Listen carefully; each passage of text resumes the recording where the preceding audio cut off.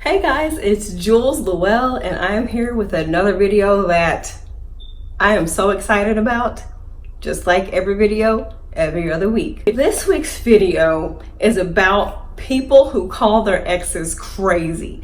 And it seems to be like the go-to excuse. I'm going to tackle this from a woman's point of view. That's not to say that women don't do this, that we do, but it's just the only point of view that I know. So please don't leave me angry comments about how I'm anti-man and I'm male bashing, because I'm really not. We seem to live in a culture where someone can escape a relationship blameless that they were toxic to by simply calling the person crazy, or by shaming them if they suffer from mental illness, or by using mental illness as a way to shame them. And I want to talk about ways that people try to call their ex crazy and how you can respond to it that will shed some light on it. Let's get started. The first thing people say is, oh man, my ex was crazy.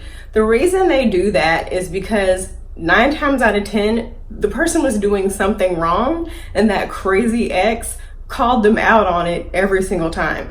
If you were cheating, being dishonest, being lazy, whatever in that situation, and your ex holds you accountable by saying, hey, you can't disrespect me, I caught you cheating, whatever, and then they break up with you, you're going to defend yourself by calling them crazy, because if they're crazy, then you're obviously the victim and you're blameless. And how do you respond when someone says, oh, my ex was crazy? The first thing you want to ask is, what did you do to drive them crazy? I've heard it said that there are 3, I'm holding up 2. There are 3 sides to every story: your side, my side, and the truth. And people are usually only going to tell their side to make them look like they are blameless in the situation. So if you ask them, well, what did you do to drive them crazy? Or the second thing you can ask them is, well, what was your part in the breakup? Because everybody likes to see themselves as perfect and the victim mentality. But no, what did you do to contribute to the breakup? And then they're going to be like, well, I tried to always be there. And then you can pull out the world's smallest violin and play it while they're talking. The next thing people do to try to shame their ex is they try to make it seem like, oh, well, she was depressed and sad all the time. She suffered from depression. And they do it in a way to try to make them look like they're a bad person because they suffered from mental illness. So what you would ask a person in that situation is, first and foremost, dude, why are you making fun of mental illness? Side note, seriously, why would someone make fun of mental illness? And the second question that you would ask in that situation is, well, seeing as how you knew she suffered from a mental illness, what did you do to help her through that? And again, you'll get the stuttering and the, well, I was there and I all the excuses which add up to bull crap. The next thing that people want to do to trash their exes is to go against their trust and expose secret confidential things that they shared with that person over the course of their relationship.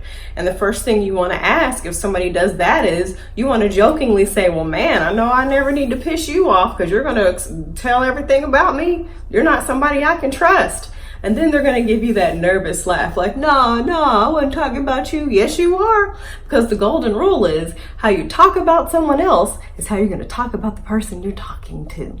And then that just makes them look bad. Like, really, you're the type of person who someone can literally trust you with deep, dark secrets, or just secrets, period, about who they are, things that they've gone through. And now because you're mad, you're turning around and putting all those things out there to try to shame them. You're making yourself look bad, you lack character, and you show people that they can't trust you. If somebody is just bad mouthing and exposing deep, dark secrets about someone in order to shame them, let them know, hey man, like, that's not cool. Like, you're showing that you're not a trustworthy person. I know I can't tell you anything. Call them out on that. The next thing that people do to try to shame their exes is they might talk about how trashy they were and how discouraging they were, and they never listened to me and they never supported me and they always had a bad attitude. What you want to do in response to that is, well, why did you stay so long? Red flags don't just slap you in the face all at once. Red flags pop up slowly over time and they slowly avalanche. So you pretty much knew early on in the relationship that this person was that crappy person that you've made them out to be. And the next question on that is, why are you talking about it now? You didn't have a problem when you were with them. And that also is a question that calls people out on their crap. Like, you were fine with all those red flags back then, and now all of a sudden you're mad? Like, what's your deal? Just asking, like, why? If they were so bad, then why did you stay so long? The next thing that people do, and this tends to be something more geared towards people that have children together, is that they will say that the person is a bad parent, and they will trash and badmouth their parenting skills to anyone that will listen. And the question that you want to ask is, if you know that the other person cares for the child on a regular basis, the one thing you want to ask is, if they're such a horrible parent, like, why are you still letting the child be around them? Why do they still have their child? Like, if they're such a bad parent, wouldn't Child Protective Services like step in and take the kids away if things were that bad? Like, what's your point? The next point to that is,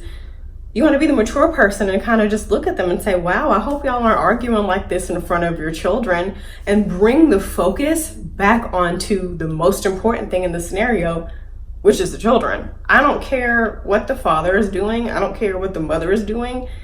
Are the children okay? Then the third thing you want to ask them in that situation is, are you allowing your children to talk like that to them, or to disrespect them? Or do you say those things to your children? Do you involve your children in that? Like, I really hope, I feel bad that the children are involved in a situation like this. Keep bringing it back to the children, who are the most important people in this situation. The next thing is, if you're in a situation where somebody is saying how their new person is so much better than their ex, the way that you combat that question is by saying, why are you even bringing them up? Why are you even comparing them to each other? Do you still miss them? Like, what's going on in your heart that you're still comparing A to B? A's no longer in the picture. Like, what's going on here? If you've moved on in a happy relationship and you're truly at peace, you are indifferent. You no longer care about that other person. You don't want anything bad to happen to them, but you're not necessarily sending them birthday cards once a year. You're just on with your life, and that's it. You're not comparing because you're not caring. Which leads me to my final point. If somebody is just having a field day, talking crap about their ex, trying to make them look bad, trying to pull them down, what you need to ask them is, why do you still care about this person? Why do you still care about this person? Why do you still care? Why do you still care about this person? Again, just like my last point, if you are truly happy with your life and have moved on and everything's going good for you, you are indifferent and you do not have time to worry about anyone or anything outside of the good things that are happening in your life. A lot of the times what you'll see is somebody bragging about, well, I'm doing so much better since I left this person, and I'm not worried about them because I'm so happy, and and you just want to say, why do you still care, man? Like, aren't you doing well? So just let them be. Let things be. Like, move on. When you ask these questions, what you're doing is you're challenging the person. You're being a mature adult who asks honest questions and who's choosing not to add fuel to the fire by feeding into whatever crap is going on. And it happens a lot more so towards women, especially using mental health issues against them because you want to make them seem like these weak, crazy, non-functioning people who can't make it without you in order to make yourself look good. And even worse off, if you have kids with somebody and you are trying to make their mother or their father look bad in public or expose their secrets or make them look crazy, you should really be ashamed of yourself. You should never want the person that you co-parent your kids with to look bad to someone else. And you should never badmouth them to your kids or to your family. Like, if you're a real adult and you have really good things going on, then move on with your life. Let that person be that person. They're gonna learn whatever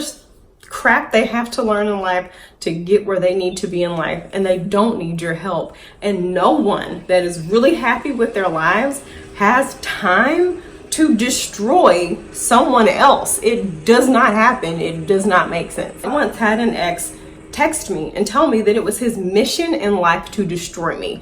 But there's a few things with that. One, the people that he's destroying me to first have to be in some way significant to me. Are they? No. They're not helping me pay my bills. They're not helping me take care of my children, and they don't do anything for me, period. So it has to be someone that I care, whose opinion that it is. Imagine if you used all that energy to, I don't know, write a book about some fictional character, or to travel the world, or to get a second job to save money to build your retirement fund, or to start your own business, and you focused, instead of all that business to advertise how bad your ex is, you advertised your business and grew it and caused it to blow up. And then again, you also have to look at the person, and sometimes people like to deflect. What they're telling you is exactly what they did to that person by putting it off as if the other person did it. For example, they might say, well, she was crazy, when in fact, that person was the one doing all the crazy stuff to the person that they're talking about. People don't like to take ownership. That's one thing I'm learning going into this motivational business, is people do not like to take ownership when they are wrong. We will avoid, we will lie, and we will deflect until we die in order to avoid the fact that we were the problem, or at bare minimum, a part of the problem. No one that is truly happy has time to tear someone down. And then you have to go into a narcissist. Narcissists can never look wrong. They have to be perfect. Just be mindful. This is why victims don't come forward in abuse cases, in rape cases, in any cases of mistreatment, because heaven forbid the abuser is handsome and funny and popular. No one's gonna believe that person. One of my exes was horrible to me, and no one believed me because this person was a pillar in the community and funny and handsome. So everyone automatically took his side and believed the fact that I was the crazy person that he told them that I was. If you're somebody who's talking crap, there's one thing about venting to closest friends, but if you are just broadcast journalizing, I just made up a word. If you are just broadcasting in general to advertise the fact that your ex is just this horrible person, brother, sister, you need therapy. You need to get your life together. And if you are someone who is going on the person's social media or stalking this person to then feed information back to the ex that's talking crap, brother, sister, you need therapy. There is too much going on in this world that you could be doing, money that needs to be made, opportunities that need to be taken for you to be wasting your time for free to talk about someone who otherwise doesn't matter in your life. As we head into 2020, we're no longer doing and focusing on things and people who do nothing for us outside of us being charitable and volunteering to help people. We're not doing it anymore. We're focusing on our energy on more productive things. Let's do better, people. And until the next video, I'll see you guys next week. Bye.